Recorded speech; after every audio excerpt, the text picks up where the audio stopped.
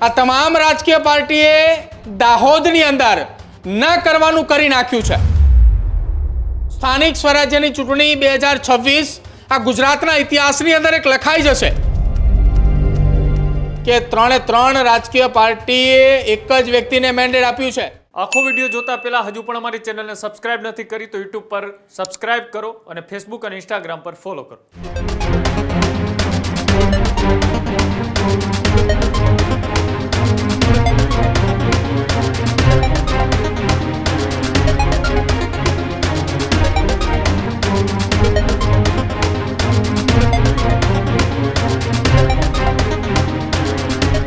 સ્થાનિક સ્વરાજની ચૂંટણીના એક એવા ઐતિહાસિક સમાચારની કે ન તમે ક્યારેય સાંભળ્યું હોય તેવા સમાચાર કે જ્યાં એક જ વ્યક્તિને ત્રણ પાર્ટીઓએ મેન્ડેટ આપ્યાની વાયરલ ઘટના સામે આવી। સાથે જ ધાનપુર તાલુકાની પીપરો જિલ્લા પંચાયતની બેઠક પર ઐતિહાસિક ઘટનાક્રમ। ભરતસિંહ વાખડા નામના ઉમેદવારને ત્રણેય પાર્ટીએ મેન્ડેટ આપ્યું। ભરતસિંહ વાખડા અગાઉ બચ્ચુ ખાબડ સામે પણ લડી ચૂક્યા છે। ભાજપ, કોંગ્રેસ અને આપ એટલે કે ત્રિપાખ્યા જંગની ત્રણેય પાર્ટીઓએ એક જ વ્યક્તિને મેન્ડેટ આપ્યું અને મેન્ડેટ સ્વીકારનાર વ્યક્તિ છે ભરતસિંહ વાખડા કે જેઓને એ ત્રણેય પાર્ટીઓએ સ્થાનિક સ્વરાજની ચૂંટણી લડવા માટે મેન્ડેટ આપ્યું। રાજનીતિની આ અજબ ગજબ ગણાતી આ ઘટના કે જ્યાં દાહોદ પંથકની અંદર અત્યારે ચકચાર જોવા મળી રહી છે। એક બાજુ ઉમેદવારો છે તે ચૂંટણી લડવા માટે એન કેન પ્રકારના પ્રયાસો કરતા હોય છે, ત્યારે ત્રણેય રાજકીય પાર્ટીઓએ ભરતસિંહ વાખડાના નામની મેન્ડેટ છે તે આપ્યા અને અંતે જે થયું એ જોઈને સૌ કોઈ ચોંકી ગયા કે જ્યાં આમ આદમી પાર્ટી, ભારતીય જનતા પાર્ટી અને કોંગ્રેસ આ ત્રણેય પાર્ટીએ એક જ વ્યક્તિને મેન્ડેટ આપ્યું। આ ચોંકાવનારી ઘટના એ ચૂંટણી વચ્ચે સામે આવી રહી છે। આ જે ઘટના બની છે તે ઘટનાથી દાહોદ પંથકની અંદર પણ રાજકીય અજાયબી ગણાતી આ ઘટના છે તે માનવામાં આવી રહી છે। જે વ્યક્તિને મેન્ડેટ આપ્યું છે એ વ્યક્તિ કે ત્રણ પાર્ટીમાંથી મેન્ડેટ આપવામાં આવ્યું એ વ્યક્તિને લઈ હવે ચર્ચાઓ દાહોદ પંથકની અંદર જોરશોરથી ચાલી રહી છે। વધારે માહિતી માટે ન્યૂઝરૂમથી પ્રદીપ જોડાયેલા છે। પ્રદીપ, એક બાજુ એ કાર્યકર્તાઓ ચૂંટણી માટે એન કેન પ્રકારના પ્રયાસો કરતી હોય છે, પણ આ અજબ ગજબ ઘટના કે પાર્ટીએ એક જ વ્યક્તિને ત્રણ પાર્ટીના મેન્ડેટ આપ્યા। કૃણાલ, ગુજરાતના ઇતિહાસની અંદર આ ઐતિહાસિક ઘટના હશે। આપણે અત્યાર સુધી ગુજરાતના ઇતિહાસની અંદર જો વાત કરવામાં આવે તો અનેક એવી ઘટનાઓ જોઈ। પક્ષ પલટાના દોરની અંદર આપણે એકાદ બે કલાકની અંદર કોઈ બીજા પક્ષની અંદર જઈને રિટર્ન પાછા આવ્યા હોય, એકાદ બે કલાકની અંદર રહીને 3-4 પક્ષ ફરીને કોઈ વ્યક્તિ પાછો આવ્યો હોય, આવી પણ ઘટના જોઈ। પરંતુ સ્થાનિક સ્વરાજ્યની ચૂંટણી 2026 આ ગુજરાતના ઇતિહાસની અંદર એક લખાઈ જશે કે કોઈ એક રાજકીય નેતા એ ભલે કોઈ પણ પક્ષનો હોય પરંતુ એને ત્રણ રાજકીય પાર્ટીઓએ મેન્ડેટ આપ્યા છે।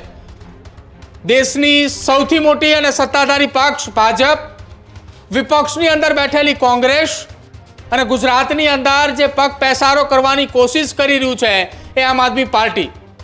આ તમામ રાજકીય પાર્ટીએ દાહોદની અંદર ન કરવાનું કરી નાખ્યું છે। દાહોદ જિલ્લા પંચાયતની કુલ 50 બેઠક છે।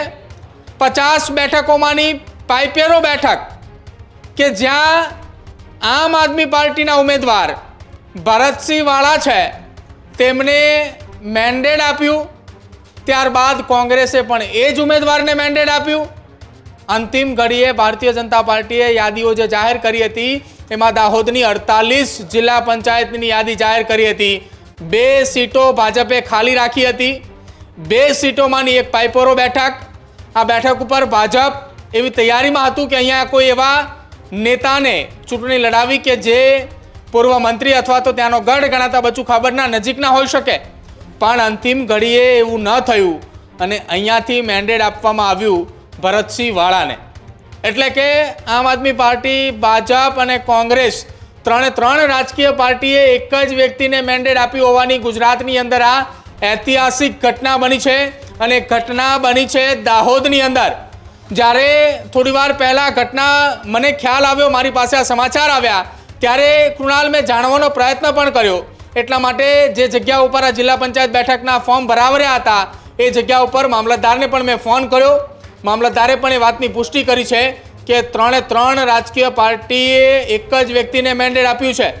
2 ઉમેદવાર અન્ય અપક્ષની અંદર છે, પરંતુ આ ન ભૂતો ન ભવિષ્ય ગુજરાતના ઇતિહાસની અંદર એવડી મોટી ઘટના બની ચૂકી છે કે જ્યાં આ ઘટના કદાચિત આવનારા ભવિષ્યમાં વર્ષોના વર્ષો વીતશે, પણ આવી ઘટના ગુજરાતની અંદર ફરી એકવાર કદાચિત ક્યાંય જોવા નહીં મળે.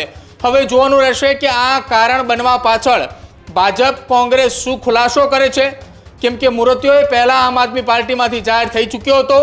વર્ષ 2022ની વિધાનસભાની ચૂંટણી બચુ ખાબડ સામે પણ લડ્યો હતો. વર્ષ 2017ની વિધાનસભાની ચૂંટણી પણ એ કોંગ્રેસથી બચુ ખાબડની સામે લડ્યા હતા.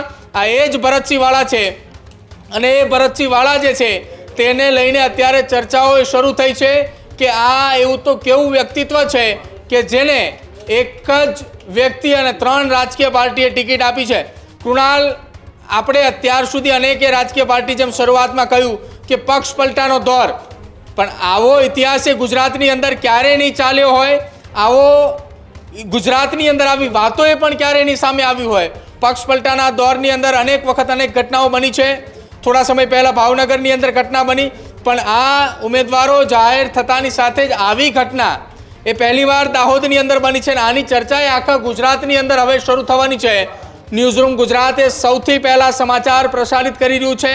આ એક્સક્લુઝિવ સમાચાર અમે આપને બતાવી રહ્યા છીએ કે જ્યાં દાહોદના એ મામલતદાર નવીન કુમાર સાથે મેં ટેલિફોનિક વાતચીત કરી હતી. એ દરમિયાન એમને સ્વીકાર્યું હતું, અને ત્યારબાદ દરેક જિલ્લાના, મતલબ એ દાહોદ જિલ્લાના ભાજપ કોંગ્રેસના પ્રમુખને પણ મેં ફોન કરવાનો પ્રયત્ન કર્યો.